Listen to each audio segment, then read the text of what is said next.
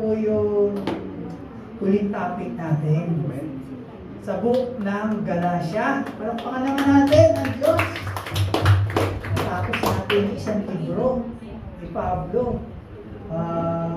Ito na po, so mag-goodbye na tayo. So, hindi ko alam kung may part 1, part 2 to. Tingnan natin kung ilang oras tayo nakaubutin. Tawag dito.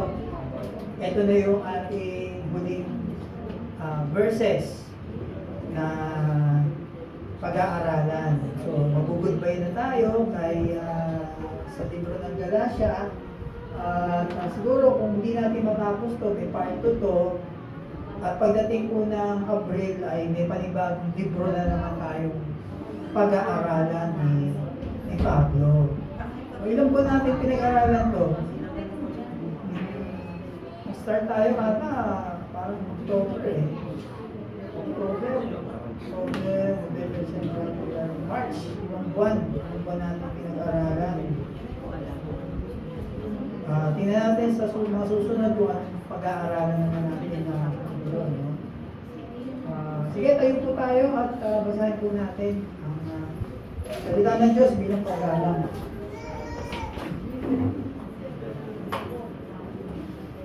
Galatians chapter 6 verses 11-18. Tingnan ninyo kung gaano kalaki ang mga titik na ginagamit ko sa pagsulat sa inyo sa pamamagitan ng sarili kong kamay. Gusto lamang ng mga namimilit sa inyo na kayo'y magpatuloy na makita silang gumagawa ng magagandang bagay. Ginagawa nila iyon upang huwag silang usipin dahil sa krus ni Kristo. Kahit na silang mga tuli ay hindi naman tumutupad sa kautusan. Nais lamang nilang patuloy kayo upang maipagmalaki nila na kayo man ay tumupad sa tuntuning iyon. Huwag nawang mangyari sa akin na ipagmalaki ko ang anumang bagay bukod sa krus ng ating Panginoong Jesucristo, sapagkat sa pamamagitan nito ang mundong ito'y patay na para sa akin, at ako na may patay na rin sa mundo. Hindi mahalaga kung tuliman o hindi ang isang tao. Ang mahalaga ay kung siya ay bago ng nilalang. Manatili nawa ang kapayapaan at habag ng Diyos sa lahat ng namumuhay ayon sa tuntunin ito at sa buong bayan ng Diyos. Kaya mula ngayon, huwag nang dagdagan di naman ang aking mga paghihirap, sapagkat ipinapakita ng mga pilat sa aking katawan na ako'y lingkod ni Jesus. Mga kapatid, sumanin niyo nawang lahat ang magpagandahang loob ng ating Panginoong Jesucristo. Amen. Pwede po tayo makaupo. Doon nagtapos si Pablo. Mga kapatid, sumanin niyo nawang lahat ang pagandahang loob ng ating Panginoong Jesucristo. Amen. The grace of our Lord Jesus Christ be with your spirit, brothers and sisters. Amen. So, base po doon sa title ng ating binasa, ang kahanga-hanga ng krus o ang sa English po yan, the wonder of the cross. Base po sa kinanta natin kanina, the power of the cross. Kung mapapansin nyo, mga kapatid, ano yung nasa likod ko? Cross. Ito, huwag mo yung pansin ito. Ito, cross, di ba? Wala tayo kasi pinamuli ito. Cross ha? Hindi nga patay. Kasi, di-drawing ko lang. Nasa likod ko ang cross. Pagka nakikita nyo ang cross, ano po unang papasok sa isip nyo? Si Lord. Si Lord. Sino pa? Anong unang papasok sa isip nyo? Pag nakikita nyo, si Lord. Sino pa? Ano ba? Wala? Ha? Ang ginawa ni Jesus. Ano pa? Mga youth. Mga youth. Youth. Pero youth. Ako mga youth. Ay, youth. Ano papasok sa isip nyo pagka nakakita kayo ng cross? Multo? Multo daw? Multo kasi di ba ginagawa? Cross of Cristo. Ano na? Ano daw? Magandahan loob ng Diyos. Magandahan loob ng Diyos. Hindi nila ata tinignan yun eh. Luloko niyo ako Luloko niyo ako Ano nga? Pag nakita kayo ng cross, ano? Sugal?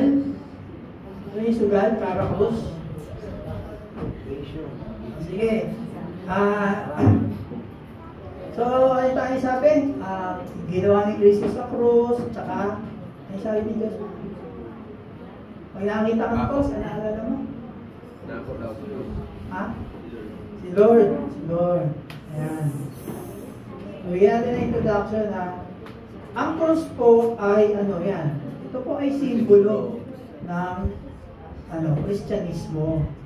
Diba? Hindi naisip yun na ang cross ay, simbolo ng Kristyanismo. Madalas nakikita natin yan sa taas. Diba? Pag umaalis tayo, pag lang tayo biyahe, diba nakakita tayo ng cross? Pag nakakita tayo ng cross sa taas, ang isang gusali, ano na yun yung naisip? Simbahan. Sign. Sige mga simbahan kasi kahit anong klase ng religion may cross, di ba? Lalo na yung mga laki mga gusali, makikita nyo ang cross. So nakikita natin yan. So around ng buong mundo, meron lagi yan na sa taas may cross. Pero napapansin nyo ba, kung nakakita kayo ng cross sa taas, nakita rin kayo ng cross sa baba. Dito. Saan yun? Ayan o. Down to people's neck. Alam yun? Nagiging dito. Nagiging kwintas. So nagiging, ang cross ay nagiging palamuti na lang. Diba? Nagiging parang jewelry.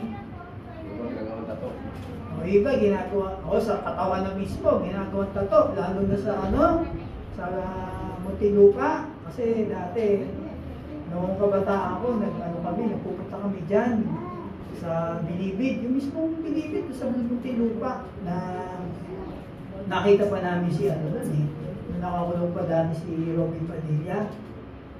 Nakita namin. Kung yung mga tao na nakakulong dyan, makakita ko talaga sa likod. Pag nagubad na ganyan, laki ng cross.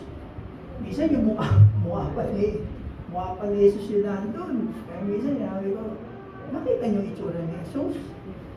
Kasi nakalagay yung mukha dun eh. Pero kadalasan cross, laki. Minsan nandito sa dibdib.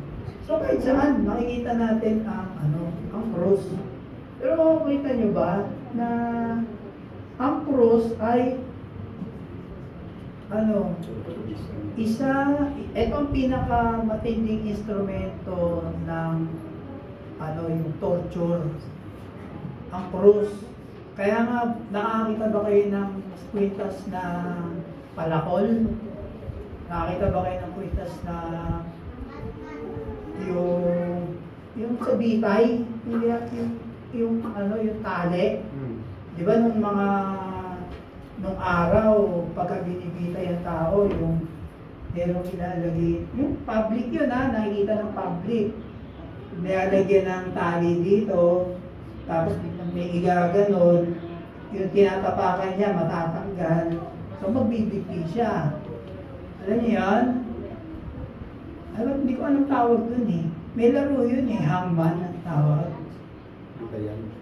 So yung instrumento na ginagamit doon, yung tali, nakikita ba kayong kwintas na gano'n? Alam niyo yung guillotine, yung napugot-ulo, yung igaganyan ka, tapos yung blade nasa taas, tapos may berdugo, gagano'n babagsak yun, putol yung ulo mo. So yung mismong instrumento na yun, may nakikita ba kayong may kwintas nun? Meron? Wala. Yung palakol, pagpupugupin din ang ulo, isasabi na niya yan. Tapos yung verdugo, may maskara, di ba? Tapos meron siyang palakol. Ganun din. Yung ginamit na pagpugot, May nakikita ba kayo na nakasabit? Wala rin, di ba? Pero bakit yung krus? Meron. Actually, krus ba yan? O krus yan, no? No, kay Joshua, o krus yan. Actually, yan ay simbolo ng rin yan, instrumento sa pagpatay ng isang tao.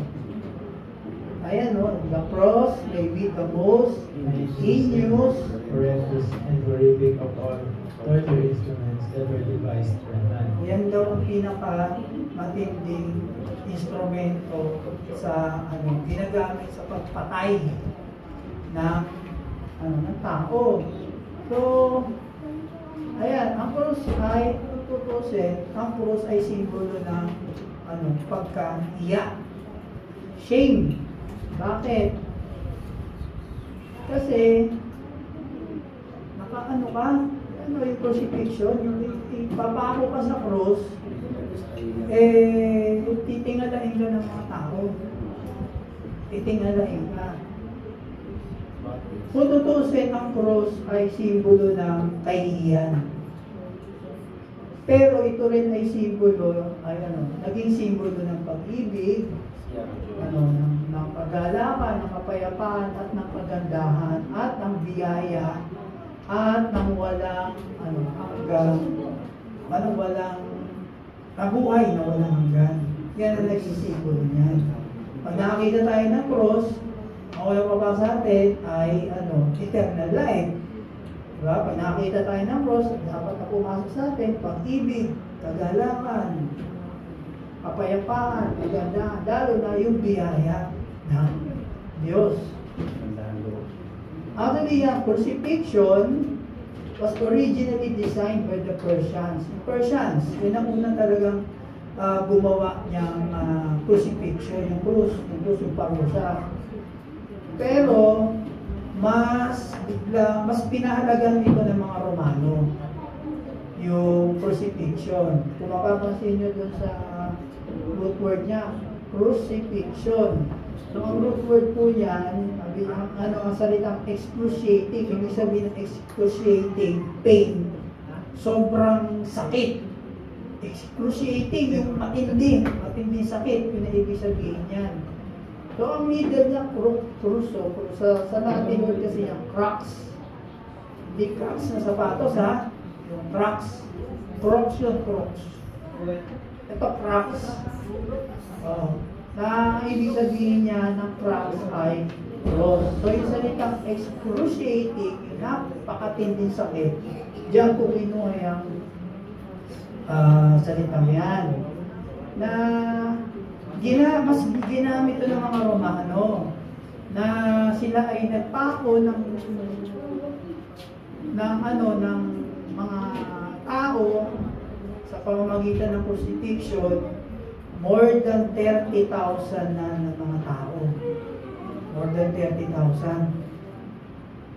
Hindi katulad ni Duterte, 30,000 daw yung mga pinatay, lang. Ito, 30,000 na pinako. Pero hindi basta pinako yan nung pakulang na mayroong isang burol, ipapako, may mga nakatayo dyan, so ipapako lang, hindi.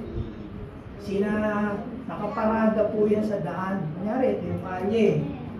Yung kalye. May mga krus dyan. Yung mga krus na yan, yung mga pinako nila mga tao, mga naandyan yan. Daan. Para yung dumadaan, wala na sasakyan, di ba? So, para yung mga dumadaan, makikita nila. Makikita na, una, takot. Para hindi ka gumawa ng krimen. Pangalawa, para maging sa kanila, maging lesson sa mga tao na mapahiya sila. Kasi makikita sila ng mga tao, titingalain sila ng So, yung mga nakikita kayo na may napanood din kasi isang movie na ganyan, isang kalye, na kita puro mga cross. Pero wala ng tao Pero ang daming mga cross. Ibig sabihin kasi yan, nagawa pala nila. Siyempre, kunyari, si Roger pinako, tapos patay na siya, tatanggalin siya doon. Tapos si Joshua ipapako. Yun ulit yung gagamitin. Hindi. Bagong kahoy na. Bagong kahoy na yung gagamitin. So, kaya marami. Kaya kaya mabibilang mo kapag ikaw ay maglalakad. Makikita mo kasi nga, wala na. Hindi na kailangan ng safety. So yun the Jewish people were used to seeing people hanging on the cross. Some part of the process of excruciating, bleeding in suffocation. Kasi pag pinako sila sa cross, ang isang tao pinako sa cross, pababayaan na lang mamatay yun. Paano sila mamamatay? They will bleed to death. Ano ba sa Tagalog bleed to death? Mauubusan sila ng dugo. Pako pinakako ka So tutulo na lang ng tutuluyan. At malupit doon, alam mo yung crow? Uwak? Dadapo sa iyo, tutukain ka, kakainin na ng kakainin. Doon na mamamatay yung tao na pinako sa krus. Di ba yung scarecrow? Kaya nga sa field, meron yung scarecrow para matakot yung mga ito na hindi aling yung diba? Pero ang mga kuwa kasi, yan, mga kapatid, pag nakita kasi, naaamoy nila yan pagbabaho na, kasi tutukain ka na, tutukain dyan. Yun, torture nga, torture. Kaya nga yung cross na sinasabi, ito ang pinakamatinding instrumento sa pag-torture ng isang tao. Kasi nga, unti-unti kang yan Unti-unti kang papatayin. Yeah. So yan. Isa ng instrument of physical torture, but it was also a tool of degradation. Ano ibig sabihin yan? Pagkapababa ng rango. Kumbaga, yung pagkatao mo, mag-degrade ka. Mag-degrade. Mababatiin sa'yo. Mababatiin sa'yo, pero titingalahin ka. Diba?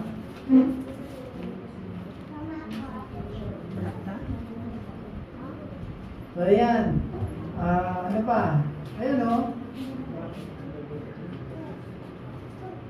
Napakagasan na lang.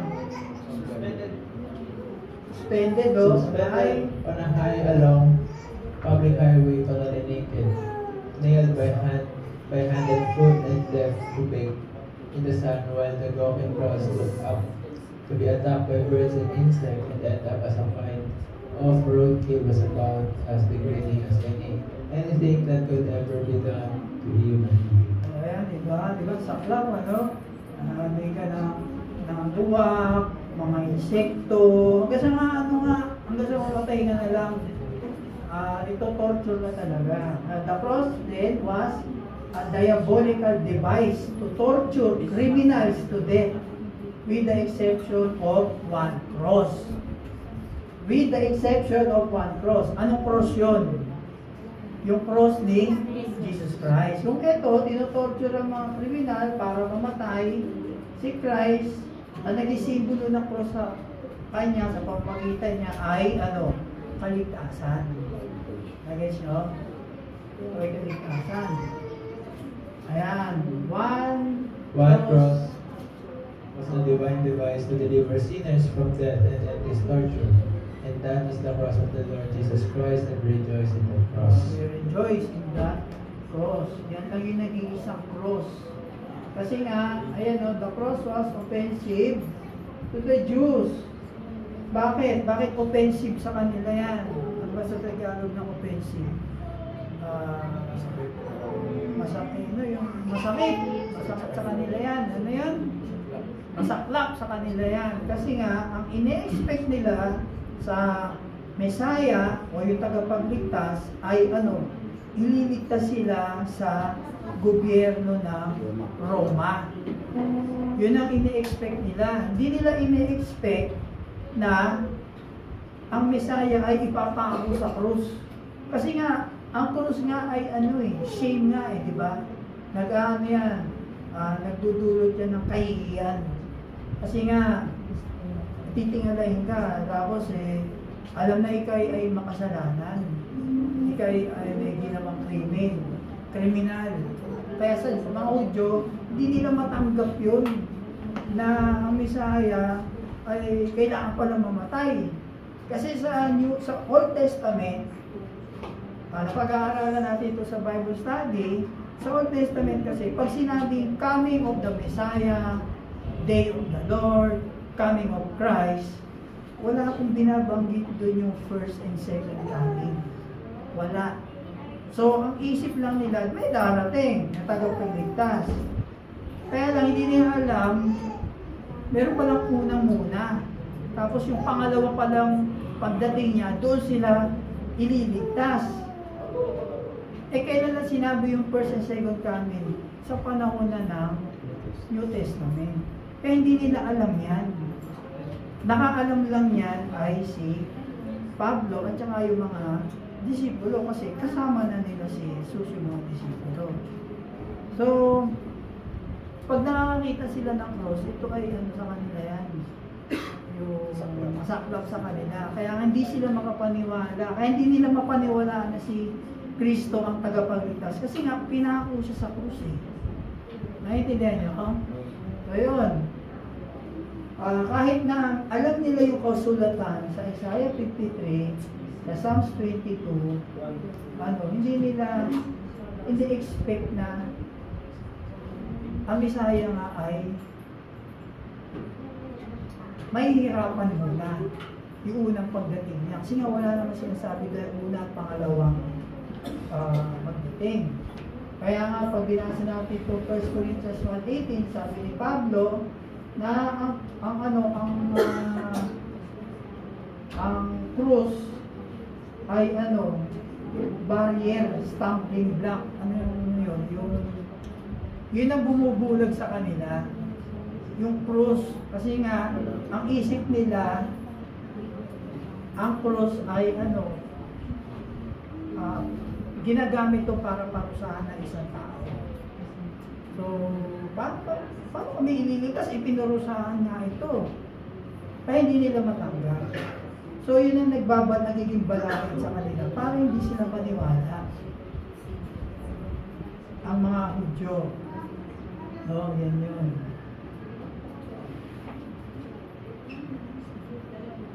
O, ayan. Kasi mahaba eh. Nakikita natin ang karunungan ng Diyos sa krus.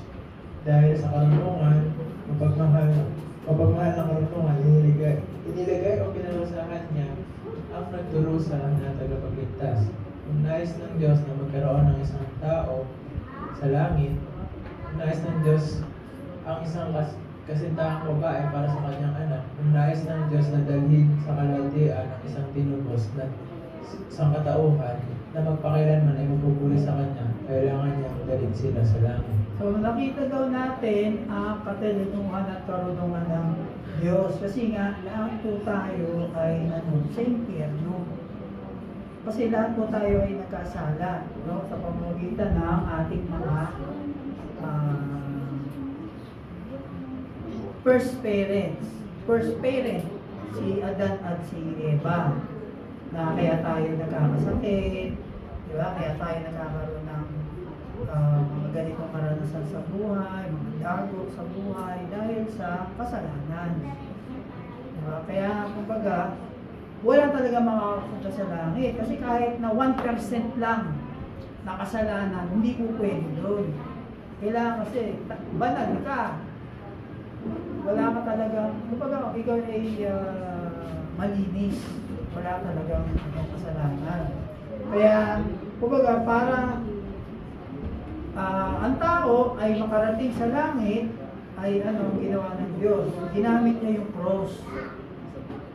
At pinadala niya yung kanya bugtong na anak. Alam niyo, John 3:16? John 3:16. Mga youth, John 3:16.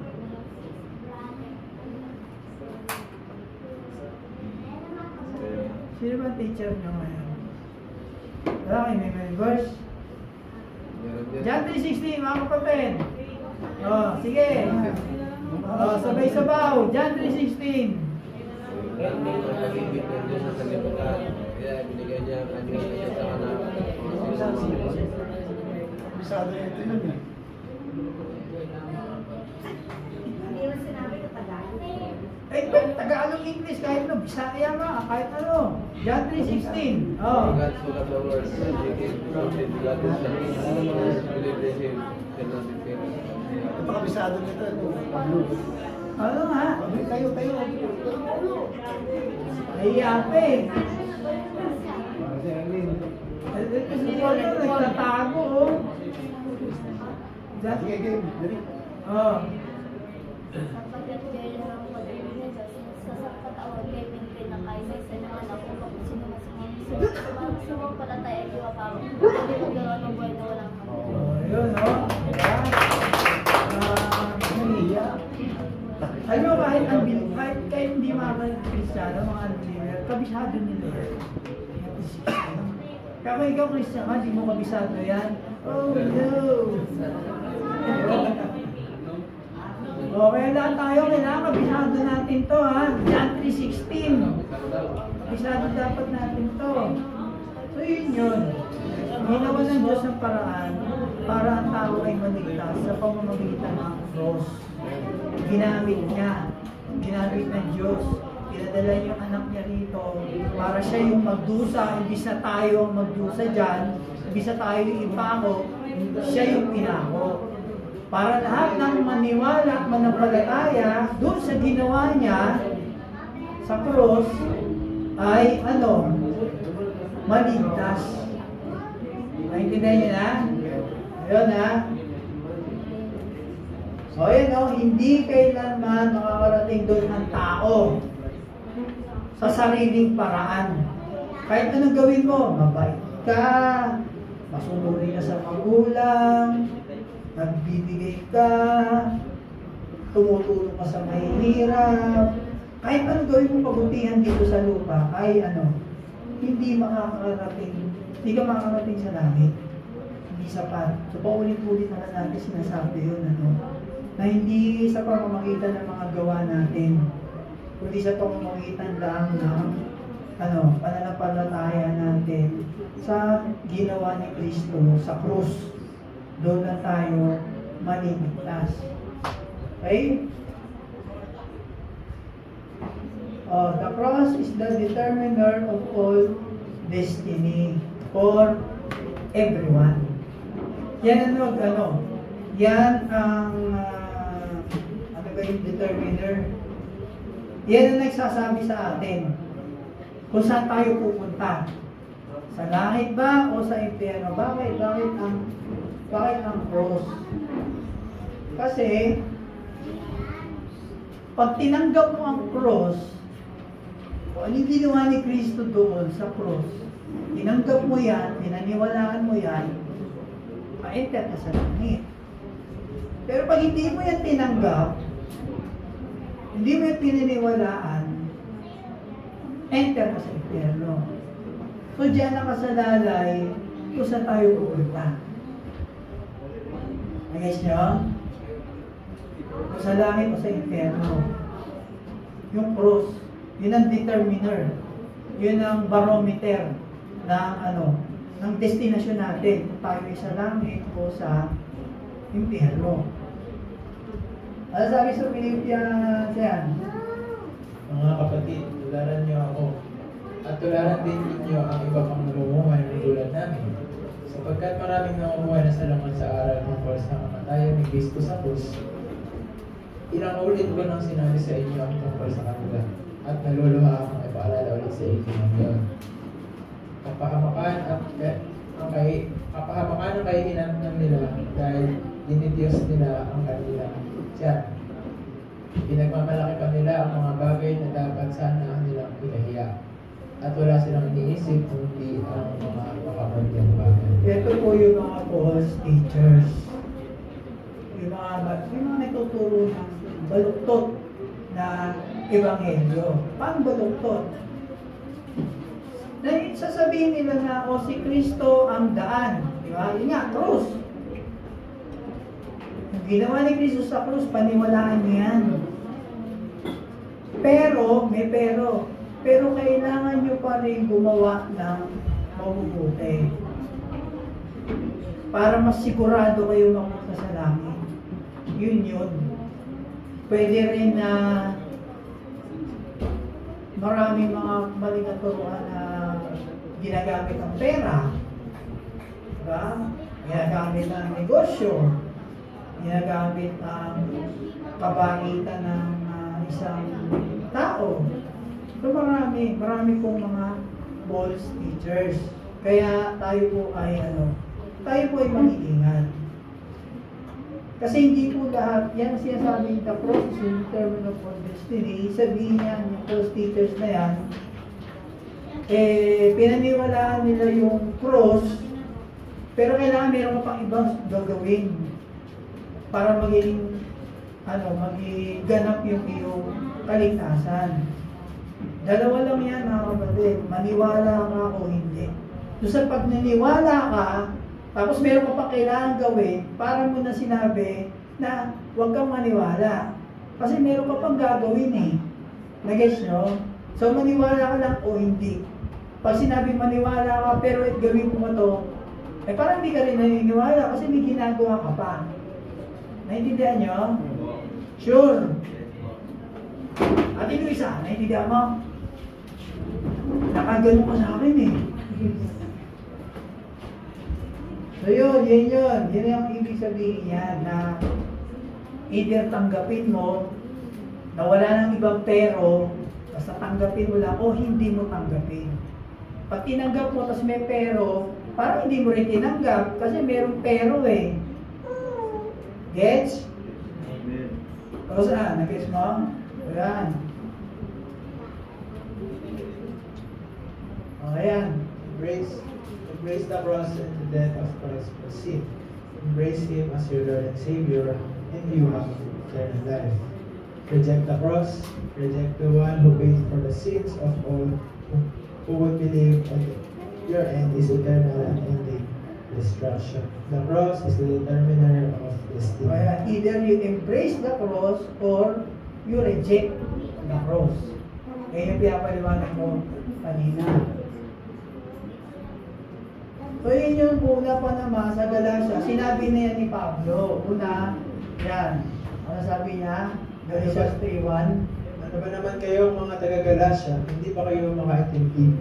Bakit kayo naniniwala sa mga nanliliwag sa inyo?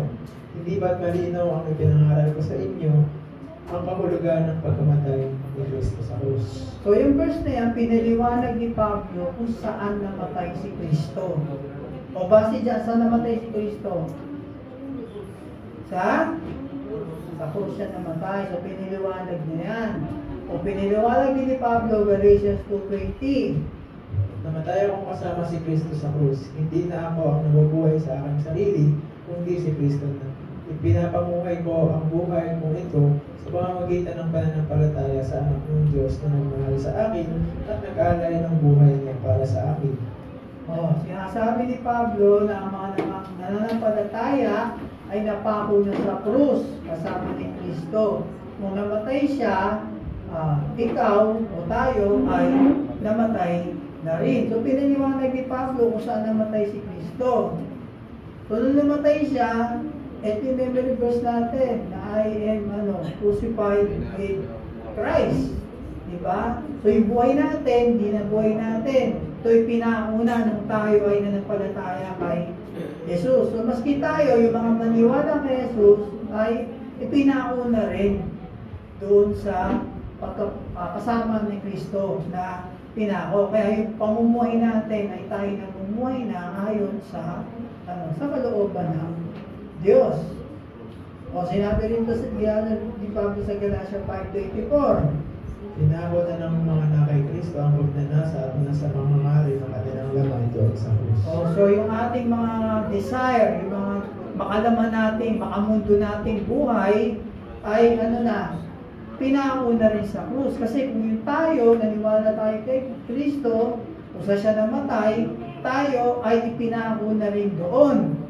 Diba? Sabi dito, kung pinako tayo dito, yung mga gawa ng ating mga katawan na masasama ay ipinako na rin doon. Nagets nyo? Amen. Ayun, di ba? O, ayan. Ang lahat ay nangyari sa krus. Kabaliktaran iyon sa itinuturo ng mga simbahan ng Galacia.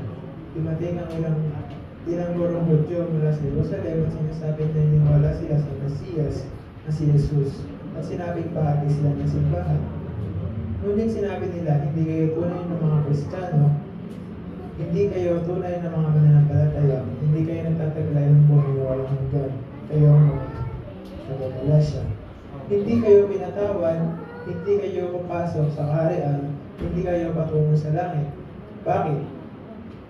Dahil hindi sapat si Jesucristo. Ang paniniwala sa Kanya ay bahagi, ngunit dapat kang magpatuloy at dapat mong sundin ang mga reseta ng Mosaic. Ang mga reseta ng Mosaic sa limang Lord. O, ayan, naintindihan nyo yung kanina, yung pinag-class natin, tatlo. Si Jesus ay pinako sa krus. Kung tayo na nampalataya doon, tayo ay pinako na rin. Diba? At pati yung ating mga masamang gawain ay itinako na rin sa krus. Ayun kasi, meron kasing sa mga taga-Galacia kasi may mga dumating na mga Hudyo na tawag natin na yun, no? Mga asungot. Kaya ginawa kasi nila, kunwari, ay mga Kristiyano sila, kaya sila nakapasok sa sinagoga. Kasi hindi ka makakapasok doon kung hindi ka sabi nilang salitang, Kristiyano. O mananampalataya, hindi ka makakapasok doon. So, ginawa nila, kung makapasok sila doon, paano na makapakinig ng mga turo. Pero ang totoo niyan, hindi nila maiwanan ito. Hindi nila maiwanan. So, lumabas sila ro, tinunda nila si Pablo, after ng mga lugar na pinunta ni Pablo, sila naman yung sumunod. At sinabi nila na, yun sinabi ni Pablo, ito na maniwala kayo kay Kristo. Kaya lang, hindi pa kayo tunay na Kristiyano niya. Kasi kailangan, gawin nyo pa yung mga ginagawa namin. Yung mga kautusan ni Moises, naghuhugas ng kamay, nag-aayunan, gawin nyo rin yung mga tradisyon namin para maging ganap na kayo, Kristiyano. So kanina nga si Kuya Jess, nagsasabi siya, may kinukwento siya sa akin kanina, yung mga kapatira namin sa Pangulo, kasi darating na yung Holy Week. So doon daw sa kanilang building ay may event, may ganap. Merong isang lamesa doon na lahat nakatayo. Sino-sino. Tapos yung mga attend sa mga member natin nandun din. Kaya nung sinasabi niya sa akin, pinukwento niya, nakalala ko to. Ito yung teaching natin.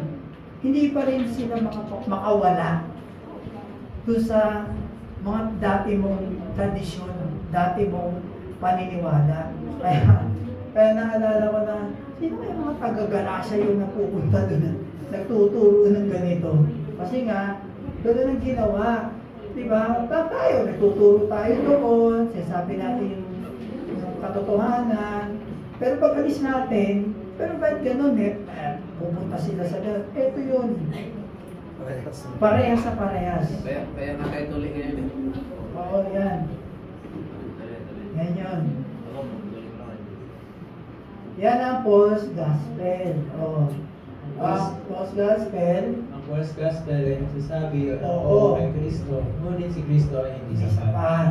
Ito ay kasing mali na magsasabi na hindi kay Kristo. Maaari mong tanggihan si Kristo, maaari mong tanggapin si Kristo, at magdagdag ng mga gawa na mapunta ka sa pareho nakakahamang na mensahe.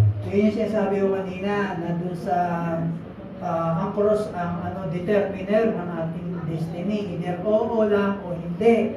Kung oo, tapos may pero, ayan din nyo, para sinabi mo na hindi ka kay Kristo. Kasi nga, meron ka pang gagawin eh. Inuulit ko para mas maintindihan nyo. Nag-gets nyo na Kaya yun.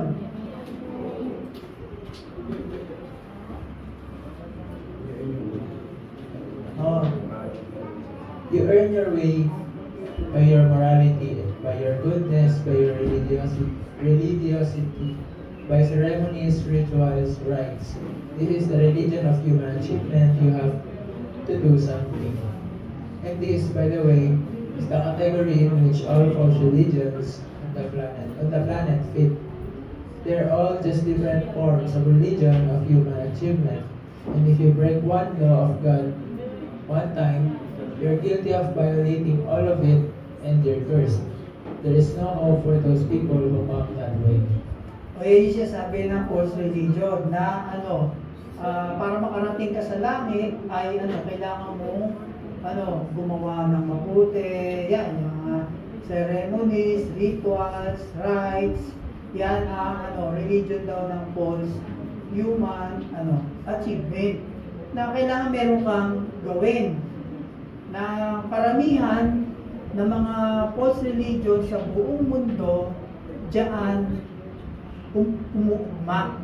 Yan sa mga ganyan, hindi lang basta maniwala ka, meron kang gagawin or meron kang gagawin lang para you earn your way to heaven. Na kapag isang kautusan ay hindi mo sinunod, sabi kay James, di ba, pinag-aralan natin yan, na if you break one law, ay binrake mo na lahat. Yung 10 commandments lang, mga kapatid. Love the Lord your God, number 1. Diba? 10 lang yun, 10. Pero, yung second commandment, ano sabi doon? Sa second commandment, huwag kang gagawa ng imahe. Isang kulang yun. Pangalawang pala, sumablay ka na. Diba? Lalo ngayon, merong yung mga pag-Holy Week, may tawag dun eh. Kasi dito sa amin, dito dyan sa may kanto, dyan sa may palor, dyan laging may ganyan. Pabasa. Yun, may pabasa lagi. Tuwing maglalapit na yung mahal na araw. Diba? Na yung Biblia, babasahin, lalagyan pa ng tono. No? For God so loved the world that He gave. Ganun pa, no? Binabasa nila, pero ginagawa nila ng pabasa. So, second commandment na sa 10, binayolate mo na. Pwede sabihin, kung binayolate mo yung isa sa 10, ilan ang commandments? Ilan ang utos ng Diyos? Ang dami. So, binayolate mo na lahat. So, punta ka na sa impyerno. Wala ka ng pag-asa. Di ba? Siya sabi dyan. Kaya, yung tayo mag-ingat. Kasi po maraming mga false na mga katuruan. Maraming maling katuruan.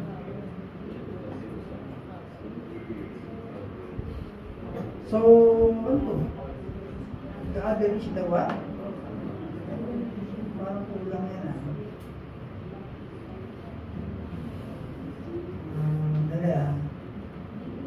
Uy, nawala Yan ang actually, yan sa huling mga verses na yan, yan ang dinidil ni Paul. Ano ba Tagalog ng dinidil? Diyan niya binibigyan ng emphasis yung kaninang introduction natin na ang tawag doon. We can see verses 11 to 18. We can see these two things contrasted. Contrast, magkaiba. Yung conflict, yung nakikita natin sa verses 11 to 18. Yung verses 11 to 13, makita natin yung boasting in the flesh. And yung verses 14 to 16, makikita natin yung boasting in the cross. So, boasting in the flesh and boasting in the cross. Tignan natin boasting in the 11 to 13 the boasting in the flesh. Sabi diyan, tingnan ninyo kung gaano kalaki ang mga titik na ginagamit ko sa pagsulat sa inyo sa pamamagitan ng sarili kong kamay. Gusto lamang ng mga namimilig sa inyo na kayo ng patuloy na makita sila gumagawa ng magandang bagay. Ginagawa nila iyon upang huwag silang masigin dahil sa krus ni Kristo. Kahit na silang mga tuli ay hindi naman tumutupad sa kautusan. Nais lamang nilang magpatuloy kayo upang maipagmalaki nila na kayo man ay tumupad sa tungtunin niyo. Ngayon, boasting in the flesh. So, kung ano yung ginagawa nila, kailangan gawin nyo din. Kung ano yung ginagawa namin, kailangan gawin nyo din. Ito, kailangan magpatuloy kayo. Kailangan sundin nyo yung mga kautusan ni Moses. Boasting in the flesh. Kasi ito yung ginagawa namin eh. Kaya para maging ganap yung maligtasan nyo, hindi na kayo maniwala kay Jesus, gawin nyo rin kung ano yung ginagawa namin. Yun yung sinasabi, boasting in the flesh, pinagmamalaki nila yung mga ginagawa nila. Yun yung sinasabi ni Pablo. Itong mga tao to, pinagmamalaki nila yan na ginagawa. O tapos yung mula 40 to 60 naman, sabi ni Pablo, pinagmamalaki ko ang ginawa ni Kristo sa krus. Pinagmamalaki ko ang krus. Sabi sa 14. Huwag namang mangyari sa akin ay pagmalaki ko ang anumang bagay bukod sa krus ng ating Panginoong Jesucristo. Sapagkat sa pamamagitan nito, ang mundong ito ay patay na para sa akin at ako naman ay patay na rin sa mundo. Oo. Hindi mahalaga kung tuliman o hindi ang isang tao, ang mahalaga ay kung siya ay bago ng nilalang. Manatili nawa ang kapayapaan at kabagong Diyos sa lahat ng namumuhay ayon sa tuntunin nito at sa buong bayan ng Diyos. Ayan. So, tungkol yan sa yung kung ano yung ginawa, pinagmamalaki niya kung ano yung cross, kung ano yung pwedeng makita natin sa cross.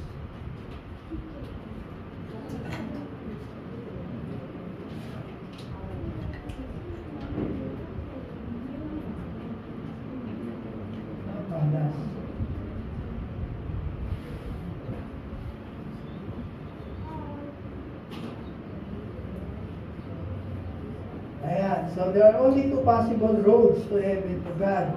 Two gates, two ways, two religious path. Yung una, religion of human achievement through works. Pangalawa naman, religion of divine accomplishment. Ano yung divine accomplishment? Everything is done by God. Ang Diyos ang gumawa, hindi tao. And it is by grace, sa pamamagitan ng biyaya at sa pagtanggap at paniniwala sa pamamagitan ng pananampalataya, hindi gawa. So meron dalawang conflict dyan sa binasa natin. Yun nga, boasting in the flesh, nagyayabang sa laman, yung ginagawa nila, at sinabi ni Pablo, boasting in the cross. Pinagyayabang niya yung krus, yung ginawa ni Kristo sa krus. So, itutuloy natin ito next week. Kasi, patay na eh. Bitin, para next week punta ulit kayo. Para alam nyo, ano ba yun? Ano ba yung sinasabi ito sa 11 to 30? Boss, pinagyayabang si Pablo, at pinagyayabang ng mga Galasya yung mga pinagkawaan nila. Ano ba yun? At ano ba yung sinasabi na pinagyayabang naman ni Pablo yung krus? Diba? Tutuloy natin next week para, next week, hopefully ito na po yung last natin sa Galatians. Kaya palakpakan po natin ang bawat isa dahil natapos po na yung serye ng 5 buwan. No? Itong ito. Sige, tayo po tayo.